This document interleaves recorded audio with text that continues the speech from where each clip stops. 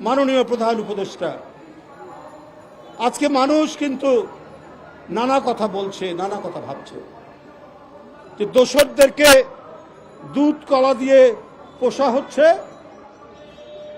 এবং তারা হয়তো আপনার সরকারকে নানাভাবে বুঝাচ্ছে, বিএনপির বিরুদ্ধে আপনার সরকারকে নানাভাবে বুঝাচ্ছে যে এদেরকে বাড়তে দেওয়া যাবে না, এদেরকে নানাভাবে দমিয়ে রাখতে হবে। আমার মনে হচ্ছে বিএনপির প্রতি আচরণের ক্ষেত্রে আপনার সরকারের ভূমিকা মনে হচ্ছে এইরকম। আপনার সরকারের ভেতর থেকে মনে হয় তারা কেউ নির্বাচন চায় না, একটা মূলা ঝুলিয়ে রাখার চেষ্টা করছে।